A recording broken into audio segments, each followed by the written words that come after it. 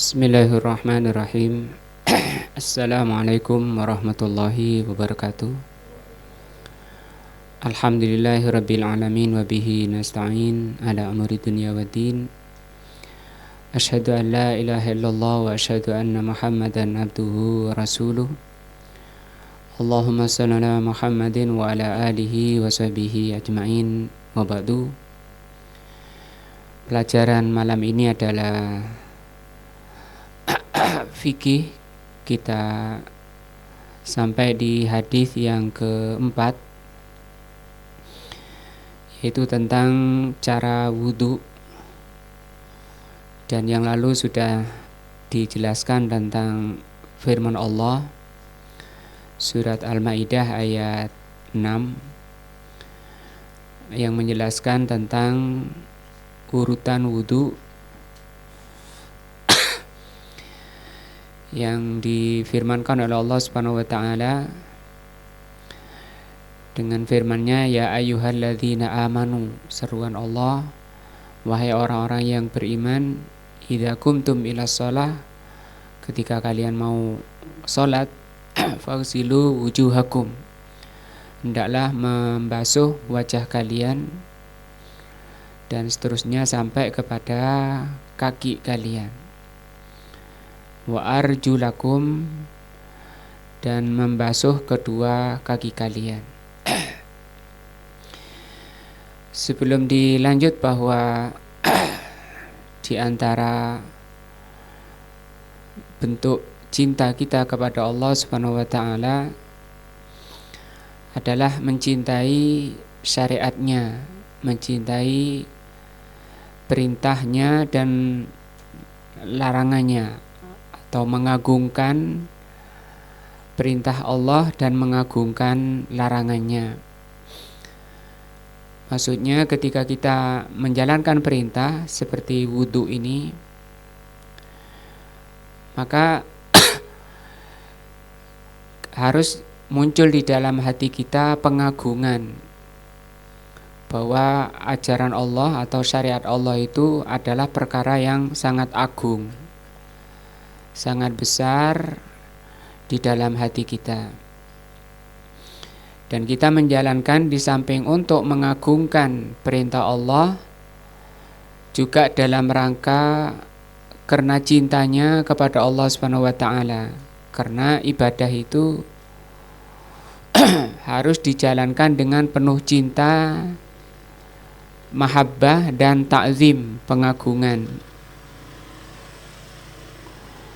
Dan itu harus menjadi ruh dari setiap ibadah.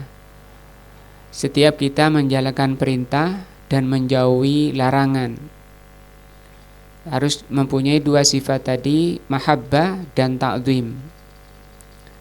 Kita cinta kepada Allah, kita cinta menjalani perintah, dan ketika menjauhi larangan, kita cinta meninggalkan larangan dari Allah, dan kita mengagungkan meninggalkan larangan itu. Karena dengan dua sifat tadi, apa itu? Mahabbah dan ta'zim, suatu ibadah itu nilainya tergantung itunya, tergantung dua sifatnya. Hanya ketika misalnya kita wudhu, sejauh mana kita cinta pada wudhu itu, dan sejauh mana kita mengagungkan wudhu tersebut. Jadi bukan hanya karena dengar azan kemudian kita wudhu, karena kita mau sholat kemudian kita wudhu, tanpa ada ruhnya. Jadi mahabbah dan ta'zim itu merupakan ruh dari setiap perintah ketika kita mau menjalankan, dan merupakan ruh dari larangan ketika kita mau meninggalkannya. Nah, maka dengan kecintaan ketika kita menjalankan perintah, dan dengan pengagungan ketika menjalankan perintah, di situ menjadi penentu nilai, penentu pahala. Kalau ditanya sejauh mana pahalanya. Misalnya sama-sama berwudu dengan wudu yang benar seperti yang diajarkan Allah dan Rasulnya. Bisa jadi orang tersebut wudunya sama, 2 orang atau lebih, tapi itu nilai pahalanya di sisi Allah beda. Tergantung tadi ruhnya. Jadi setiap perintah dan larangan ada ruh yang menjadi sebab besar kecilnya pahala di sisi Allah. Juga yang kedua, di samping menjadi sebab besar kecilnya pahala di sisi Allah, itu juga menjadi sebab kuat tidaknya amalan tersebut menghapus dosa-dosa. 2 ya. Apa tadi? Jadi setiap perintah dan setiap kita meninggalkan larangan harus ada ruh. Bukan hanya adat, bukan hanya kebiasaan. Kalau hanya kebiasaan saja, itu sama dengan suatu yang mati, sama dengan badan yang mati. Sholatnya bisa mati, wudunya bisa mati, tidak ada pahala. Nah, tidak ada efek positif menghapus dosa-dosa. Karena semua ibadah yang ada ruh tadi, cinta. Ketika wudu ini penuh dengan kecintaan kepada Allah, kita jalani dengan penuh lapang dada, penuh dengan senang hati ketika wudu. Kenapa kok senang? Karena ini diperintah oleh yang Maha Agung, yaitu Allah. Dengan khusyuknya dia berwudu, dijalani menjalankan wudu sesuai dengan yang diajarkan oleh Allah, dan dijalani dengan sebenar-benarnya, dengan penuh kecintaan dan penuh pengagungan. Saya ulang, ruhnya apa? Kecintaan dan pengagungan. Dan ini merupakan ikhlas karena Allah Subhanahu wa taala.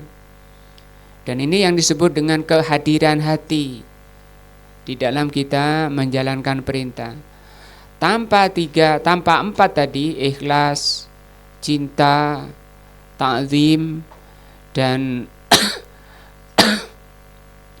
penuh harap kepada Allah Subhanahu wa taala, ini merupakan ruh-ruh dari ibadah, dari ketika kita menjalankan perintah. Jadi kita tidak hanya mempelajari bagaimana cara wudu yang benar. Artinya belum tentu orang yang mengerti cara wudu yang benar itu mendapat pahala. Masih tergantung apa tadi? Ruhnya. Demikian juga sholat, seperti itu. Kita berdiri di hadapan Allah, harus ada ruhnya. Kalau tidak ada ruhnya, itu mati, seperti badan tidak ada ruhnya. Nah, yang lalu sudah dibahas ayat-ayatnya tentang cara wudu, dan ini pembahasan hadis yang keempat. Kita perlu lihat lagi dulu bunyi hadisnya. Nah,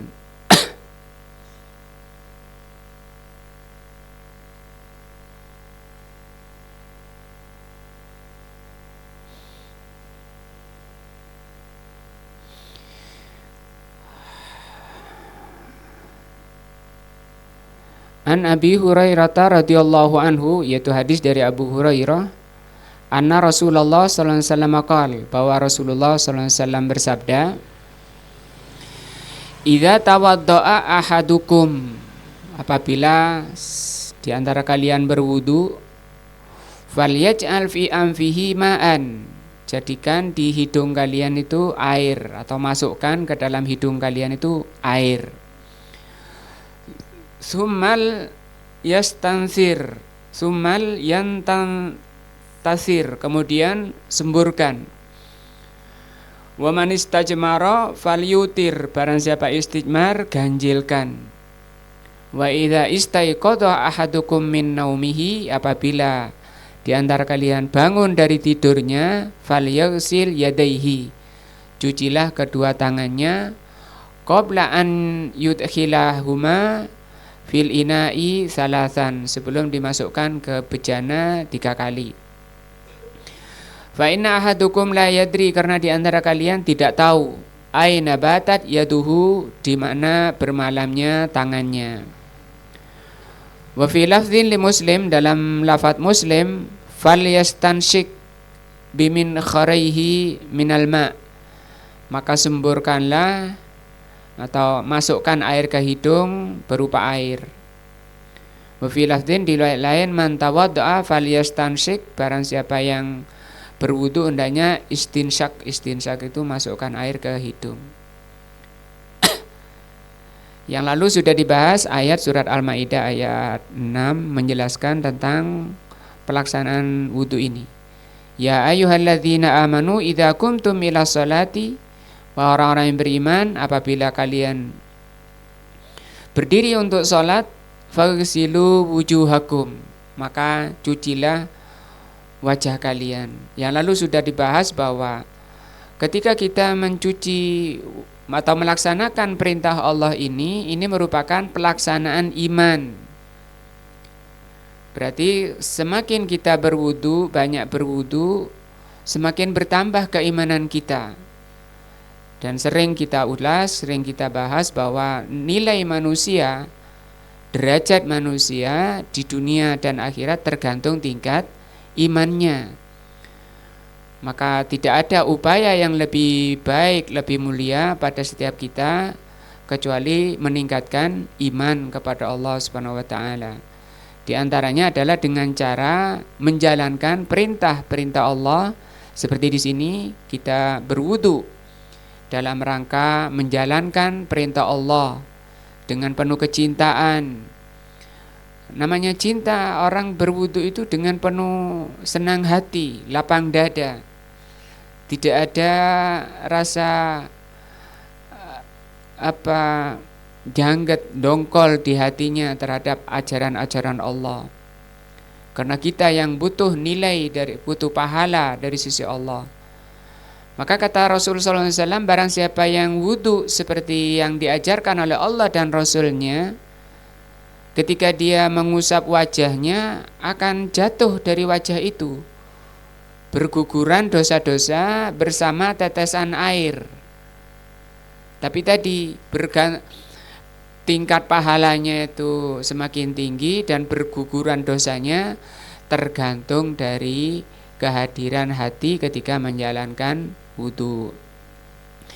Cucilah wajah kalian dan wa aidiakum, dan tangan kalian, ilal marafiki, sampai siku, wamsahu biruusikum, dan usaplah kepala kalian, wa arjulakum, dan cucilah kaki kalian, ilal ka'baini, sampai mata kaki. Surah Al-Maidah ayat 6. Ini sudah kita bahas panjang pada pertemuan yang lalu. Kita melanjutkan hadis tadi. Kata Rasulullah SAW, dan berarti sudah sampai ke kaki ya.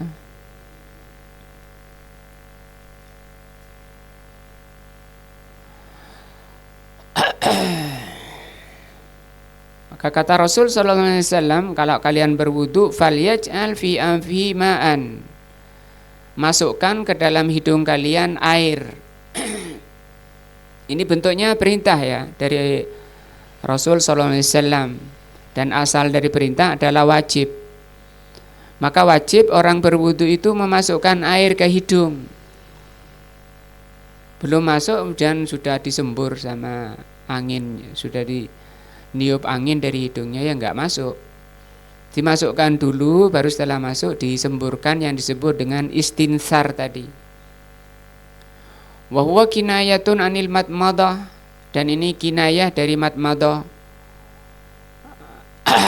Kalau di hidung namanya memasukkan air hidung, sama dengan berkumur.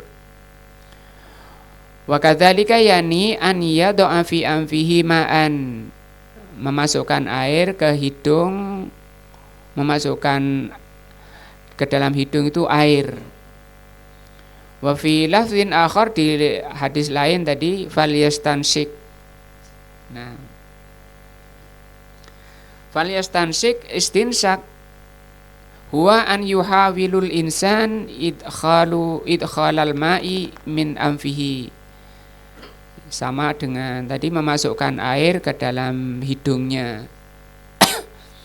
Nah, tapi diratakan yang disebut dengan istinsyak. Adapun caranya itu karena di hadis ini tidak disebut berkumurnya.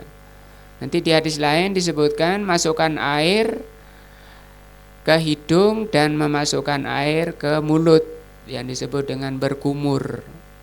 Cuma di hadis ini disebutkan menghirup air ke hidungnya saja.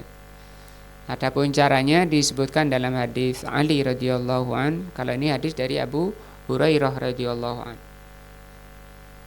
Wah, kita ngambil menciduk air dengan tangan kanan, atau kalau keran, ya kerannya dialirkan ke tangan kanan. Setelah penuh ditempelkan ke hidung dan ke mulut. Yang di hidung dihirup, yang di mulut juga dihirup. Maka satu kali mengambil air ke tangan tadi itu dibagi dua, yang dibagi yang ke hidung dan ke mulut. Dan itu dilakukan 3 kali. Setelah masuk ke dalam mulut, ke dalam hidung dan mulut, kalau di mulut diputar-putar, namanya berkumur. Kemudian disemburkan yang disebut dengan istinsar. Seperti di sini kata Rasul, summal yantasir, kemudian semburkannya. Nah, ini gampang kata beliau, ini jelas dan ini tidak perlu lagi penjelasan. Nah, mungkin kalau belum pernah ya harus latihan. Kalau nggak biasa, susah masukkan air ke hidungnya. Tapi cara yang diajarkan oleh Rasul harus seperti itu. Nah, ini perintah dari Allah dan Rasulnya. Tadi dimasukkan air ke hidung. Caranya gimana? Bisa menciduk. Kalau menciduk dengan tangan kanan, itu berarti ngambil di bawah. Bisa di gayung atau di ember atau di kamar mandi. Kemudian dimasukkan ke hidung separuh, kemudian dimasukkan ke mulut separuh. Setelah itu disemburkan. Itu dilakukan berapa kali? 3 kali. 3 kalinya itu sunnah. Adapun wajibnya 1 kali. 1 kali sudah sah. Nah, adapun banyak kita dapati orang berwudu ngambilnya hidungnya 3 kali, mulutnya 3 kali. Jadinya berapa? 6. Yang benar itu 3 kali itu hidung dan mulut. Nah, bisa ya, gampang ya.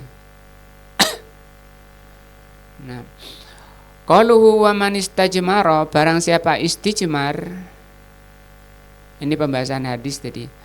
Barang siapa yang istijmar, ai azalal kharija minas sabilaini bil jimar.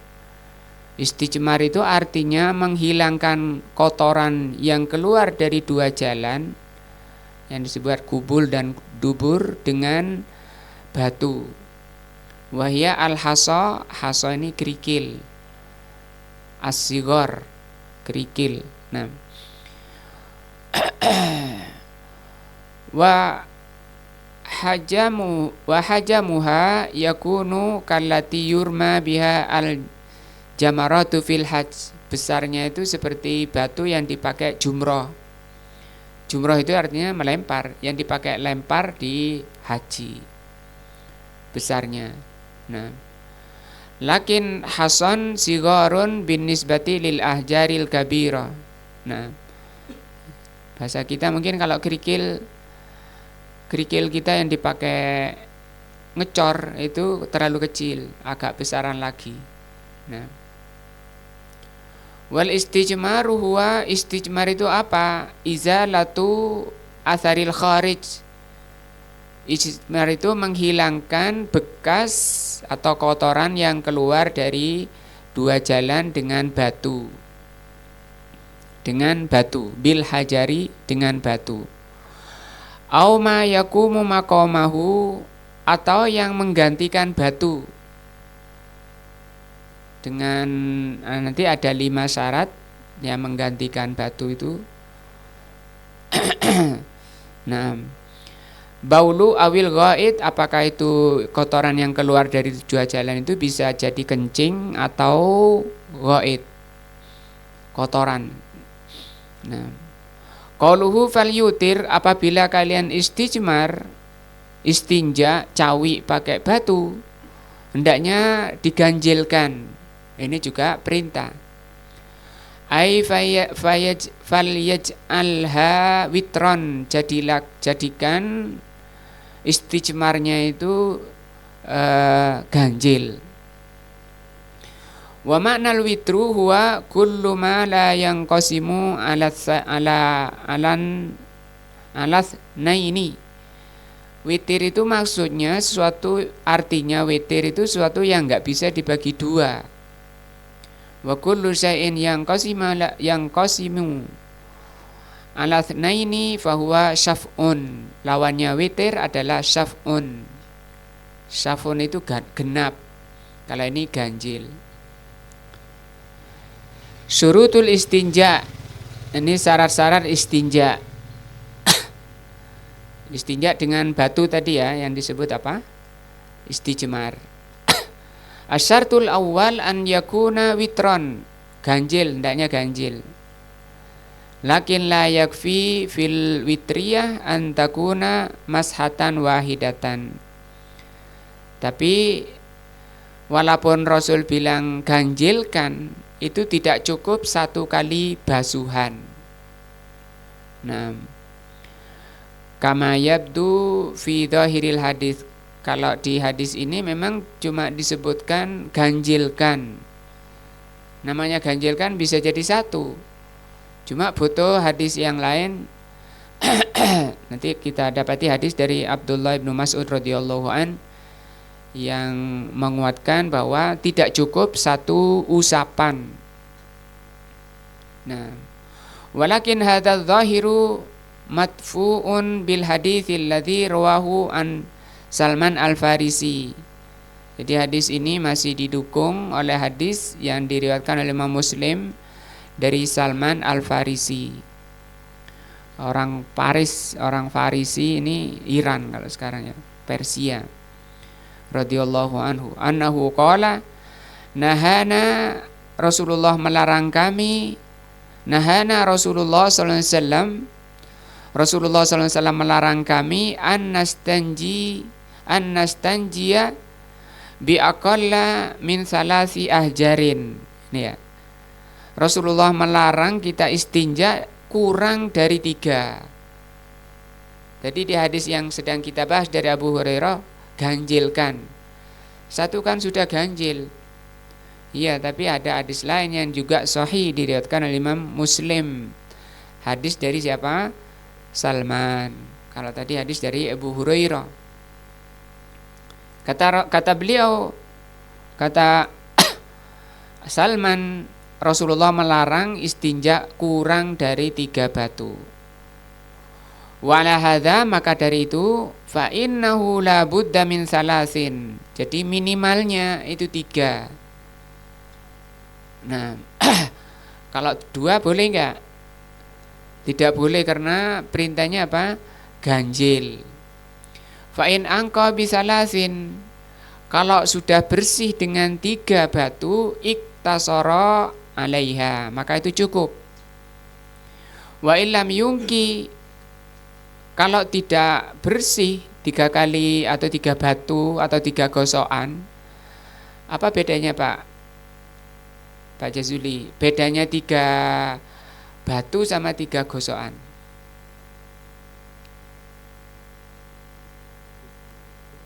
Ini kan ada 3 batu, ada 3 gosokan. Ini tadi masaha itu gosok, ngusap. 3 kali usap dan 3 batu. Hadisnya sama juga, 3 kali batu ini ya. Salah satu ahjarin. Ya Pak Jazuli. 3 batu, bukan 1 dipakai 3 kali. Ya, nah itu bisa jadi 1 batu tapi 3 kali usap, dibalik misalnya, diputar lagi dibalik. Nah, itu 3 kali usap. Kalau 3 kali itu belum bersih dan baru bersih pada usapan keempat atau batu yang keempat, maka itu tidak berhenti. Yazidu al-khamisah, harus ditambah gosokan yang ke-5. Kenapa? Karena perintahnya tadi apa? Ganjilkan. Wa in angka bisa kalau suci bersihnya di usapan ke-6, zada sabi'ata, harus ditambah gosokan ke-7. Apa alasannya? Liqaulihi alaihi salatu wassalam, berdasarkan alasannya kenapa? Karena Rasul memerintahkan manistajmara falyutir, barang siapa yang istijmar hendaknya ganjilkan. Ai fal yaj'al istijmarahu witron, jadikanlah usapannya atau batunya itu ganjil. Itu syarat pertama. Syarat pertama harus ganjil. Asyartu tsani an yakuna tahiran, barangnya yang dipakai itu harus suatu yang suci. Fa in kana najisan, maka kalau barangnya barang najis, lam yujzi al istijmaru bihi, tidak boleh dipakai untuk bersuci. Nah, li'anna najisa la yazidun najasa illa najasatan, karena suatu yang najis itu tidak menambah kecuali hanya menambah apa? Najis. Tambah najis. Kadang para ulama bahas najisa di kasroh jimnya sama najasa di fathah jimnya, ini kadang para ulama membedakan. Kalau najis, sesuatu yang najis, benda najis. Kalau najas di fathah, sesuatu yang terkena najis. Nah, kalau najis itu sesuatu yang nggak bisa disucikan, barang najis yang memang nggak bisa disucikan. Misalnya kotoran najis, kotoran babi misalnya, bisa nggak disucikan? Nggak bisa, di apa-apa ya tetap najis. Tapi kalau baju terkena najis, itu bisa. Nah, dengan 4 syarat: hilang benda najisnya, hilang baunya, hilang warnanya, hilang rasanya. Itu bedanya najas sama najis. Kenapa tidak boleh dengan suatu? Kenapa yang dipakai istijmar harus suatu yang suci? Karena kalau barang najis itu hanya menambah najisnya. Fan najisu kaifa yadhuruhu wa huwa najisun. Maka kalau itu najis, bagaimana dia mensucikan suatu yang najis? Nah, kalau mau mensucikan ya harus dari suatu yang suci. Kalau suatu yang najis ya tambah najis. Sama dengan misalnya mau nyuci barang yang kena kencing pakai kencing, ya, tambah najis mana? Bal huwa nafsuhu yahtaju ila tadhiri, bahwa bahkan barang najis sendiri itu yang butuh disucikan, butuh suatu yang suci. Kok malah dipakai menghilangkan sesuatu yang najis? Maka itu tidak boleh. Mithla an yastanji al insanu birausati himar. Misalnya orang istijmar atau istinja, cawi, dengan kotoran himar, keledai. Kotoran keledai piaraan itu najis. Kalau kotoran sapi najis apa enggak, Pak Sugeng? Najis. Hilaf itu dibantah sama Pak Ari. Pak Wiji, najis apa enggak kotoran sapi? Nah, kayaknya najis kayaknya. Nah, Pak Abi. Najis. Ada hadis sahih, kata sahabat tanya pada Rasul, "Ya Rasul, boleh enggak aku sholat di kandang kambing?" Boleh, enggak apa. Kotoran kambing najis juga kan ya? Nah, boleh enggak saya sholat di kandang unta? Jangan. Apa bedanya kambing sama unta? Sama-sama halal ya. Nah, jadi di situ kaidahnya kotoran dan kencing hewan yang halal dagingnya ketika disembelih maka itu suci, tidak najis. Nah, ada hadis juga sahih Rasulullah SAW pernah kedatangan sahabat, ada orang yang sakit perut. Maka oleh Rasul SAW coba minum kencing unta. Kencing unta. Mungkin tadi Pak Sugeng bilang najis kencingnya. Nah, tapi enggak. Kenapa Mas? Artinya Rasul SAW tidak akan memerintah dengan suatu yang dilarang. Menyentuh barang najis itu dilarang. Kok malah suruh minum? Nah, jadi kaidahnya kotoran dan kencing hewan yang halal darahnya itu tidak najis. Dan kalau mau mengatakan suatu itu najis harus ada dalil. Nah, makanya di sini beliau bilang rausati himar. Ini adalah yang dipakai, misalnya orang istinja atau cawi pakai kotoran keledai piaraan. Karena keledai itu ada dua, ada keledai piaraan, ada keledai wahsyah. Wahsyah itu liar. Kalau yang liar itu halal dagingnya. Tapi kalau yang piaraan itu haram. Itu untuk ditunggangi untuk ngangkut barang. Dan itu kelebihan keledai, bisa muat barang yang sangat berat dan dia bisa menghafal jalan, jejak jalan walaupun gelap, jalannya gelap misalnya mau ditaruh 10 km dari rumahnya, ngangkut barang ke rumahnya, samaan kebunnya 10 km dari rumahnya, suruh ngangkut hasil panen tengah malam, dia bisa. Itu kelebihan memang oleh Allah Subhanahu wa taala diberikan pada himar. Makanya beliau bilang apa? Dengan himar najis. Tapi kalau kenapa Rasul enggak bilang dengan unta? Nah, kalau tadi kenapa Rasul melarang sholat di kandang unta dan membolehkan sholat di kandang kambing? Itu juga menunjukkan bahwa kotoran binatang yang halal itu suci. Makanya Rasul membolehkan sholat di kandang kambing. Kalau di kandang unta itu karena unta itu tidak bisa anteng.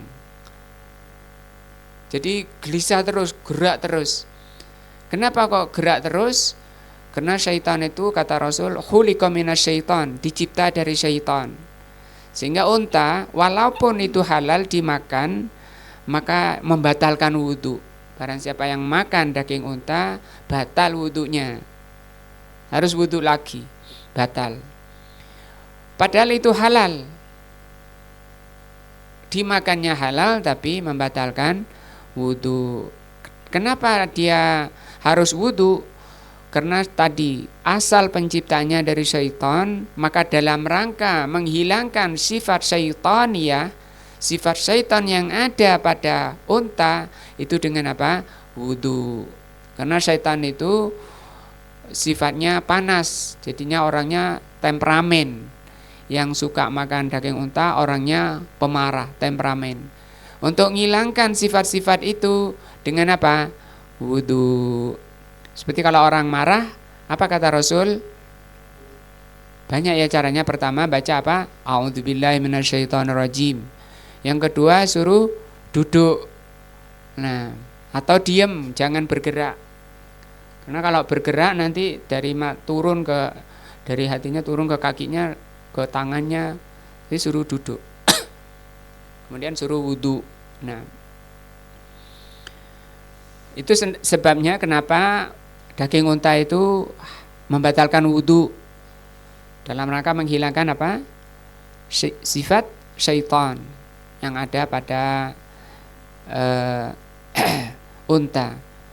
Kita lihat memang sampai sekarang para pengembala unta itu orangnya temperamen. Dan sifat unta sendiri itu memang gitu, pemarah dan pendengki. Pendengki misalnya sampean pernah berbuat salah pada dia, 10 tahun berikutnya dia masih ingat. Kalau ada kesempatan dia nyerang, bisa mengeluarkan kotoran dari perutnya, disemprotkan ke musuhnya. Nah, falawistanja birausati himarin, kalau engkau cawi dengan kotoran unta, wa azalatil kharijah lam yujzi. Nah, maka kalau dengan kotoran unta, maka itu tidak boleh. Tidak boleh dan tidak hilang kotorannya. Li'anna ustihdama najisan, karena engkau memakai benda najis. Walihada lamma amara Nabi sallallahu alaihi wasallam Abdullahi ibn Mas'udin, ketika Rasulullah sallallahu alaihi wasallam memerintahkan Abdullah bin Mas'ud, ini yang saya sebutkan tadi, an ya'tiya ilaihi bi ahjarin, untuk mencarikan batu, yastajmiru biha, untuk istijmar, cawi, ata ilaihi bihajaraini warausatin, maka beliau Abdullah itu membawa 2 batu dan 1 kotoran. Fa akhadhal hajaraini wa alqa ar-rausata, maka Rasul sallallahu alaihi wasallam mengambil 2 batu dan melempar yang kotorannya, dan Rasul mengatakan innaha rijsun. Nah, sesungguhnya ini rijsun, ai annaha najisatun. Hanya beliau bilang di kasroh ini jimnya, tidak mengatakan najasatun. Nah, ini Abdullah membawa kotoran unta, dibawa kepada kotoran unta, karena kalau kotoran keledai, kalau kotoran unta atau kambing atau sapi itu enggak najis. Cuma Rasul sendiri itu tidak mengatakan najisun, ya, mengatakan rijsun, sehingga rijsun ini bisa bermakna kotor juga. Nah, itu syarat kedua. Apa tadi syarat kedua? Barang yang dipakai harus suci, tidak boleh suatu yang haram atau yang najis. Tidak boleh suatu yang najis. Bisa nyebutkan Pak Hamid macam-macam barang najis. Yang pertama apa? Dikit barang najis itu dikit, bisa dihitung. Pertama apa?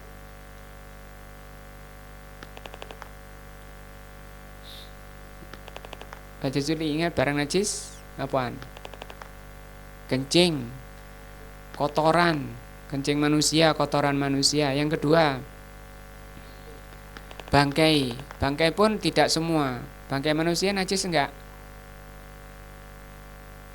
Bingung banget, Pak Ence bingung nih. Bangkai manusia najis apa enggak? Enggak. Nah, bangkai manusia suci.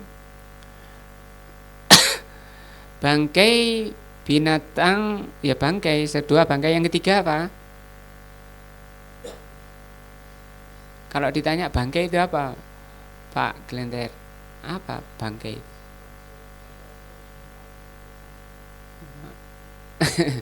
Suatu yang lah itu ayam mesti dimakan sama itu kan bangkai, suatu yang mati. Bukan karena mati, tapi kalau disembelih dengan cara syar'i itu tidak disebut bangkai, ya.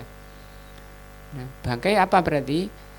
Suatu yang mati dengan sendirinya, ya, mati dengan sendirinya, atau mati bukan dengan cara syar'i. Misalnya ayam dicekik, ya. Nah, itu juga bangkai haram. Atau orang matinya bukan dengan cara syar'i, misalnya sapi, nyembelih sapi tidak baca bismillah. Nah, itu bangkai. Bisa diulang artinya bangkai apa? Pak Hamid. Hewan yang mati dengan sendirinya atau disembelih dengan bukan dengan cara syar'i. Yang ketiga, an yakuna ghaira muhtaramin. Yang dipakai untuk bersuci atau cawi tadi bukan suatu yang mengandung kehormatan. Fa in kana muhtaraman fa innal istijmar bihi la yujzi'u walau angko. Kalau suatu yang mengandung kehormatan itu tidak boleh walaupun membersihkan. Sawa'un kana al-ihtiramu li syai'in li kaunihi yastamilu ala syai'in min ulumiddin. Misalnya saja suatu yang ada tulisan ilmu agama. Bisa jadi kain, misalnya kain ada tulisan ayat atau ada hadis, di situ ada penjelasan ilmu agama. Nah, maka itu tidak boleh. Buku-buku pelajaran agama misalnya, kertas misalnya. Walau istanja al-insan bita'amin, atau yang kedua misalnya pakai makanan, pakai roti misalnya ya. Roti yang keras itu. Adanya roti misalnya. Fa innahu la yujzi, maka itu tidak boleh. Atau apa lagi makanan yang keras, sesuatu yang keras. Yang kayak batu. Apa misalnya? Apa Pak Wiji? Makanan yang keras. Sagu, nah ya sagu. Ma'annahu asimun, bahkan bisa jadi dosa kalau makanan dipakai untuk cawi misalnya. Nah, walau istanja bi kutubi ilmin syar'i, misalnya istinja dengan kitab ilmu syar'i. Ada kitab hadis misalnya. La yujzi'u hatta wa in angqa, walaupun itu membersihkan tidak boleh. Li'annahu muhtaramun, karena itu mengandung kehormatan. Walau istanja bi'alafin yabisin fa innahu la yujzi li'annahu muhtaramun. Walaupun itu misalnya makanan ternak. Makanan ternak apa berarti? Rumput misalnya, atau ternaknya rumputnya sudah dikerasin misalnya, sudah kering misalnya, itu tidak boleh walaupun itu makanan hewan. Alaf itu artinya makanan hewan. Tadi makanan manusia lebih-lebih ya, makanan hewan saja tidak boleh. Wa dalilu, dalil tidak bolehnya istinja dengan sesuatu yang mengandung kehormatan. Annar Rasul sallallahu alaihi wasallam naha, bahwa Rasul sallallahu alaihi wasallam melarang an yustanja bi azmin, istinja pakai tulang, itu tidak boleh. Au rausin, atau kotoran tadi. Nah, raus itu bisa kotoran di sini tadi karena najis tadi ya. Kalau kotoran tadi, kotoran himar. Kalau tulang kenapa? Nah, li'annal azma, karena tulang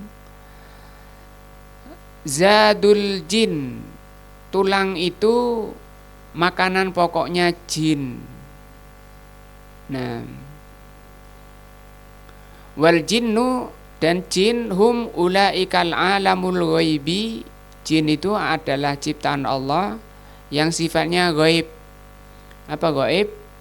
Tidak bisa dilihat indera manusia, dan dikatakan makhluk halus, sampai bisa masuk ke dalam tubuh manusia melalui aliran darah, dan tidur di hidung manusia. Ketika manusia tidur tidur di telinga, dikencingi, telinganya dikencing sehingga nggak bisa bangun malam. Kata Rasul sallallahu alaihi wasallam, kalau orang laki-laki tidak bangun malam itu berarti telinganya apa? Dikecingi syaitan. Banyak ya? Dikecingi syaitan. Dan kata Imam Ahmad itu tanda orang jelek itu tidak bangun malam. Alladzi wasafahumullahu biausafin mutaaddidatin, yang jin itu oleh Allah diterangkan sifat-sifatnya dengan sifat yang banyak. Lama wafadu ala Nabi sallallahu alaihi wasallam, ketika ada sekelompok jin mendatangi Nabi, datang ke Nabi, wa aslamu, dan masuk Islam. Nah, atahumur rasulu diyafatan. Nah, maka Rasul sallallahu alaihi wasallam memberi mereka diyafatan karena tamu disuguhi oleh Nabi. Faqala lahum, maka Nabi mengatakan kepada para jin, rombongan ini lagi mau taklim. Dan jin itu, kebanyakan jin itu juga, banyak jin itu kadang lebih cerdas dari manusia. Bisa dilihat di surat jin awal. Di awal-awal surat jin itu Allah terangkan. Mereka langsung ngerti tauhid, ngerti akidah yang sahih. Kata Rasul sallallahu alaihi wasallam pada rombongan ini, lakum, untukmu, kullu azmin, setiap tulang, dzukira smullahi alaih, yang penyembelihannya disebutkan nama Allah. Kan tinggal tulang, sisanya manusia. Tapi mungkin keserakahan manusia ya, malah sekarang tulang lunak ya, dihabisin sama manusia. Saudaranya nggak disisain. Mungkin jinnya godek-godek lihat tulang lunak ini. Ini habis jatah kita, dihabisin gitu. Kata Rasul, untuk kalian setiap tulang yang disebutkan nama Allah, tajidunahu, kamu dapati di tulang itu, awfara ma yakunu lahman. Awfar ini penuh, banyak dagingnya. Kalau sepintas kita buangnya secara zahir tulang ya, nggak ada daging. Tapi kata Rasul itu penuh daging, kayaknya dagingnya juga ghaib ya. Karena yang makan juga ghaib. Nah, tapi bisa juga makan secara zahir. Kata Rasul sallallahu alaihi wasallam, kalau kalian makan tidak menyebut nama Allah, maka setan ikut makan bersamamu. Bisa jadi dia cukup untuk 2 orang, nggak cukup. Ini saya sudah imbu kok nggak kenyang-kenyang. Ya mungkin kamu tadi nggak baca bismillah, setannya ikut. Karena ketika kamu masuk rumah, kamu nggak ucapkan salam, setannya bilang, enak kita bisa bermalam di sini dan bisa makan bersama. Tapi kalau ketika masuk mengucapkan salam, waduh, kita nggak bisa tidur di sini dan nggak bisa makan di sini. Pulang dia balik. Nah, itu pentingnya zikir ketika mau masuk rumah, yaitu apa? Salam.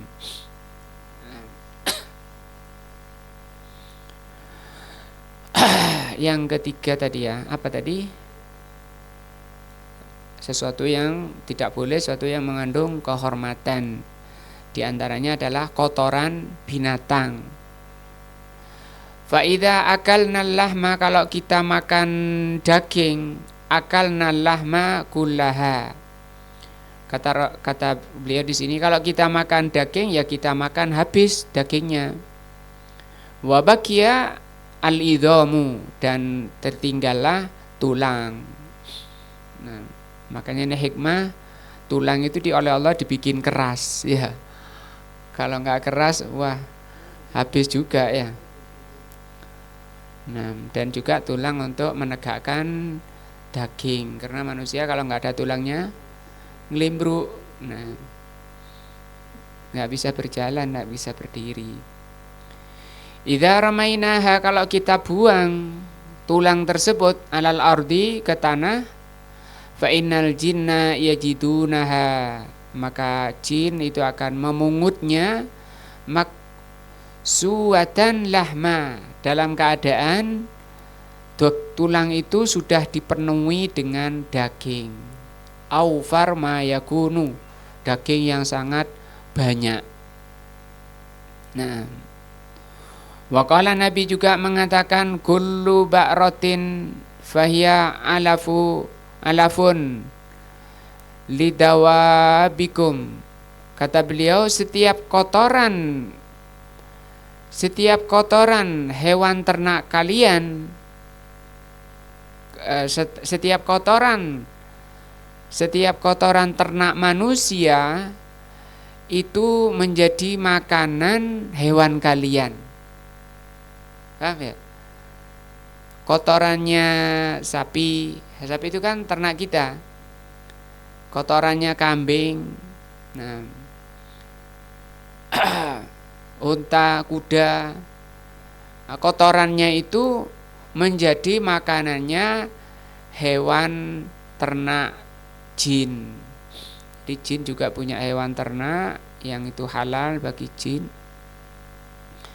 Fal ba'ratul lati tahruju min bahimatil an'am, maka kotoran yang keluar dari binatang ternak manusia takunu alafan lidawabil jin, itu menjadi makanan ternaknya jin.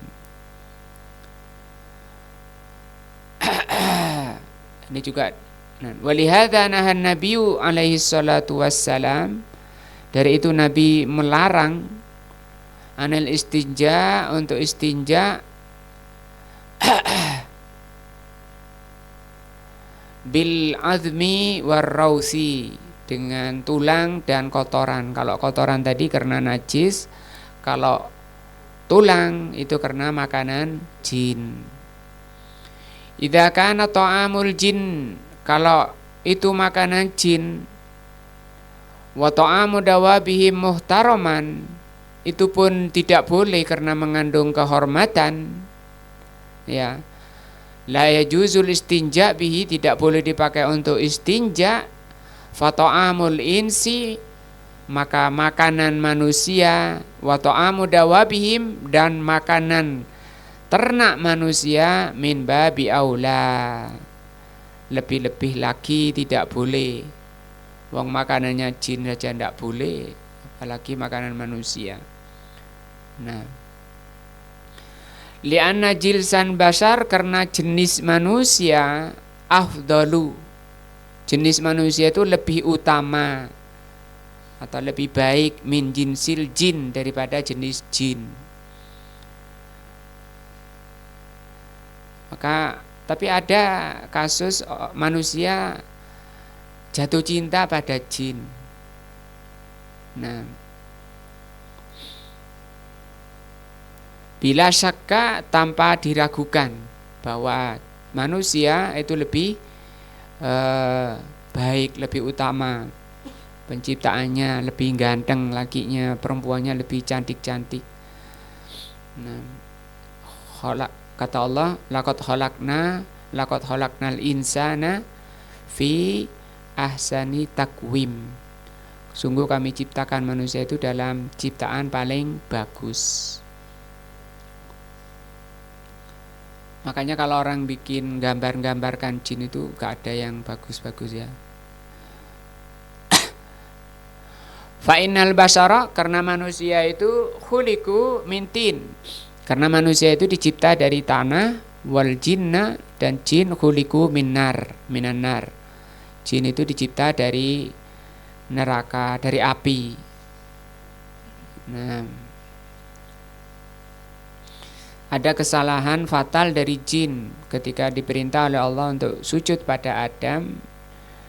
Dia tidak mau, alasannya karena manusia dicipta dari tanah, manusia dicipta dari jin dicipta dari api. Dia meyakini, iblis itu, bahwa penciptaan dari api itu lebih baik. Padahal itu salah ya.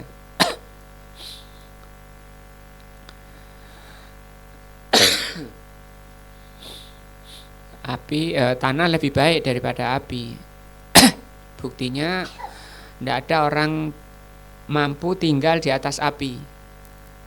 Tapi kalau di atas tanah bisa. Bikin rumah di atas api tidak akan bisa. Bikin rumah di atas tanah bisa. Wa abul jin, bapaknya jin, iblis namanya.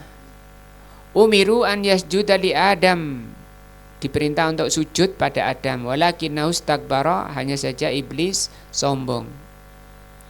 Wa ma'lumun, dan sudah maklum, annal masjud lahu afdal, bahwa yang disujudi minas sajidin lebih utama daripada yang sujud.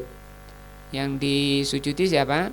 Adam. Yang sujud iblis. Yang disujudi itu afdal, lebih utama, bukan yang sujud yang lebih utama. Nah, dan ini cara ibadah orang-orang dahulu.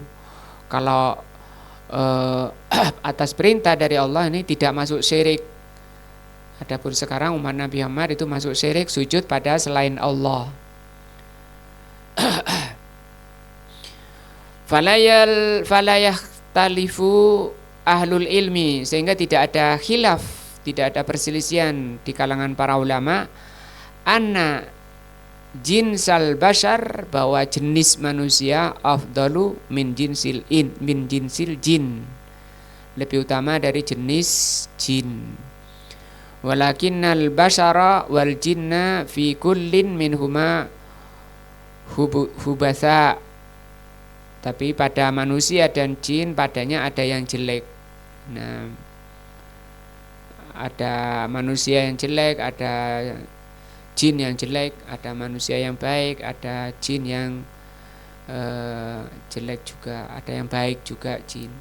Tapi kalau Nabi tidak ada dari kalangan jin, Rasul tidak ada dari kalangan jin, semua Rasul dari manusia, dan itu mencakup kepada jin. Qalal jinnu, berkata jin di surat jin ini, wa anna minnas salihun, kata jin, sesungguhnya di antara kami ada orang-orang saleh. Wa minna duna dzalik, dan ada juga yang tidak sampai menjadi orang saleh. Wa qalu, mereka juga mengatakan, wa anna minnal muslimun, di antara kami ada yang muslim. Wa minnal qasitun, dan ada yang kafir. Nah, fahattal jin ya'rifuna, sampai jin pun mengetahui atau paham, annal iman, bahwa iman itu yazidu wa yanqus, iman itu bertambah dan berkurang.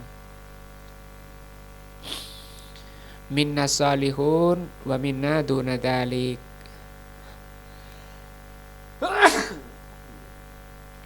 Di antara jin ada yang saleh dan ada yang di bawahnya, sampai ketiga ya.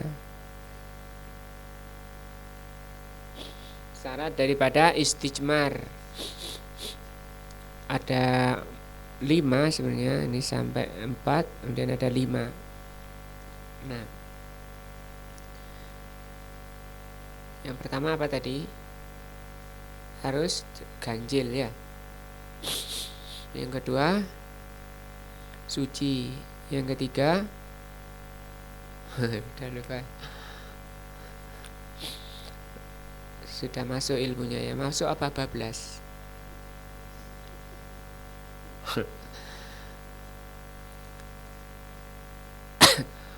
Saking seriusnya ya, kok seriusnya sampai bablas. Yang ketiga apa tadi? Ini sampai terakhir tadi, kotoran jin, kotoran hewan. Apa yang ketiga tadi? Tidak boleh sesuatu yang mengandung kehormatan, baik itu ilmu agama, atau makanan manusia atau makanan hewan, tidak boleh. Nah, yang boleh apa? Selainnya ada batu, ada kayu, ada kain misalnya, ada tisu, itu boleh untuk menggantikan batu. Nah, insyaallah ini insyaallah yang keempat dan seterusnya kita bahas pertemuan berikutnya. Subhanakallahumma wa bihamdika asyhadu an la ilaha illa anta astaghfiruka wa atubu ilaika. Assalamualaikum warahmatullahi wabarakatuh.